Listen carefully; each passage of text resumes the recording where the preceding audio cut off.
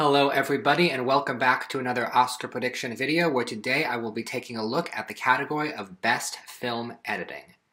Now, film editing is an interesting category year in and year out because editing is one of the hardest aspects of a movie to judge.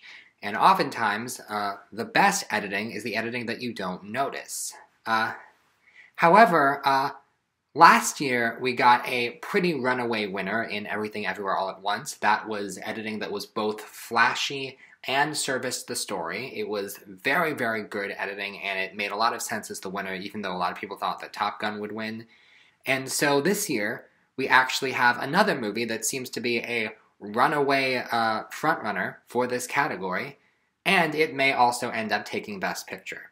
So, I don't want to beat around the bush for too long. Let's get to it.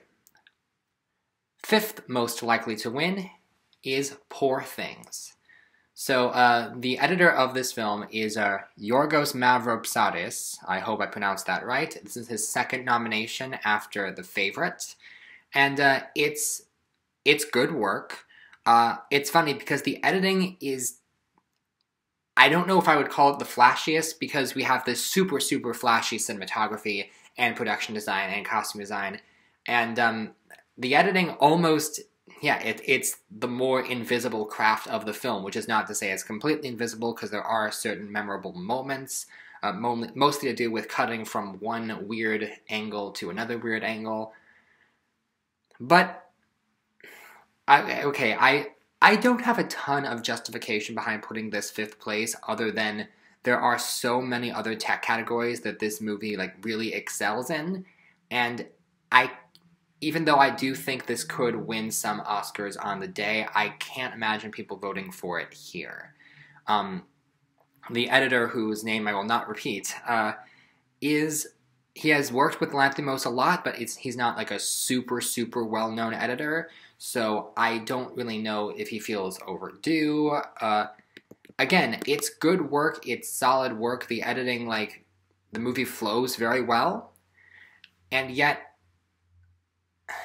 I don't have a lot of justification behind putting this at number 5, other than I don't really think it stands out as much as the top 4 films in this category, including fourth most likely to win, The Holdovers. So this film is edited by Kevin Tent. This is his second nomination. He previously worked on Alexander Payne's The Descendants. And the editing, it's funny, normally you would think, oh, this is a quiet drama. This is the one where the editing is really unnoticeable. However, this film really, really committed to the aesthetic of the 70s, not just that it's set in the 70s, but it looks like it was made in the 70s, from the period-appropriate logos at the beginning of the film and just the zoom outs. Everything is very meticulously done to make this feel like a lost relic from that decade. And so I think due to that commitment alone, it's going to get more votes than Poor Things. However, there are also going to be some people that are that don't really see that and are it's just a quiet drama. It's good work. It's very good work, but there might be some complaints that the last act of the movie drags a little bit. I don't know. I think the fact that this movie showed up here shows good signs for that movie overall, but I don't think this is the kind of movie that wins editing. Third most likely to win is Anatomy of a Fall. So this film is edited by Lauren Senecal. This is her first nomination. And it is a very well-edited film. Like the others, this is a film that never drags, and you don't really feel the runtime. And it's used in a very clever way, because the movie is sort of like a crime podcast, crime procedural, and the editing there are all these clever moments of showing these flashes of what might have happened regarding this death and whether it was suicide and whether it was murder. And every time the characters propose an idea, we cut to that. And I think there's enough flashy moments that stand out, particularly the scene where we're listening to the audio of this argument and we cut from the argument happening to the courtroom where they're listening to it, and I've heard some describe that as the most effective single cut of the year. Now, with that said, I don't know if it can actually go so far as to win the category. It's not an action movie. It's not like the most showy editing that there is, but it is a good nomination. And there is speculation that this movie could potentially do better than people initially thought. And so I don't know. I don't know if I'm going to completely rule it out, but as said at the beginning of the video, the winner in this category has been set in stone for some time, but I do think Anatomy of a Fall will get some votes. I do think this is a well-liked movie, and there are some well-selected moments in the film where the editing is very, very effective. Second most likely to win is Killers of the Flower Moon. So the editing in this film is done by Thelma Schoonmaker, who is on her 9th nomination. She is actually the most nominated editor alive and a frequent collaborator with Martin Scorsese. She has previously won this category 3 times, only person here who has won, and she's won for The Aviator, The Departed, and Raging Bull, I believe.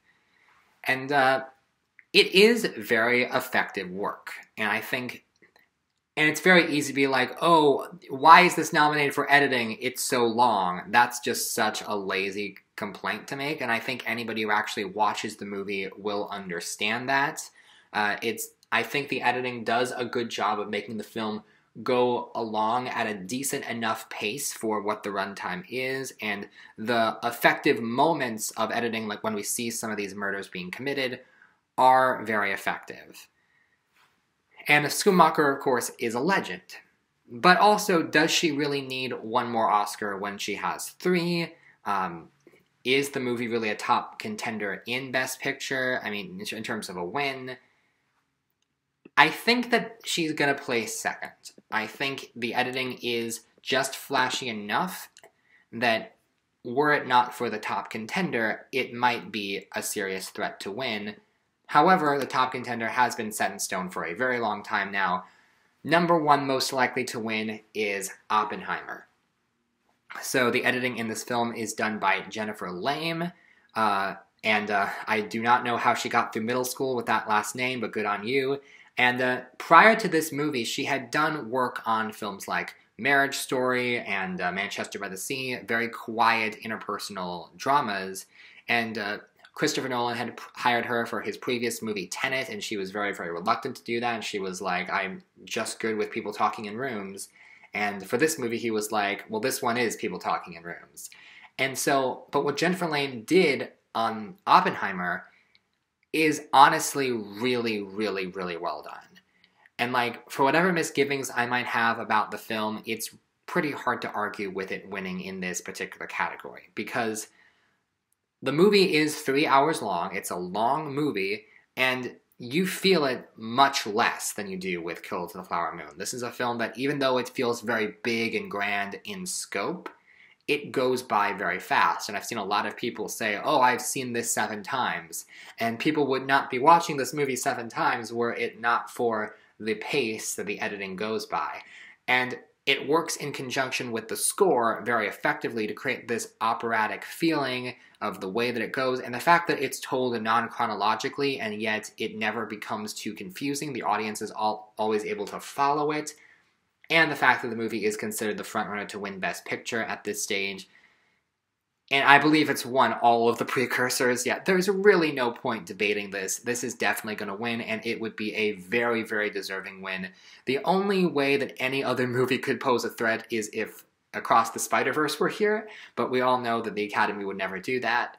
So, yeah, this is going to be a very deserving win, and there's not a whole lot left to say about that. And that's kind of okay. Okay, so now that I've finished that, the next category we'll take a look at tomorrow is another easy one, Best Director. So stay tuned for that. Bye.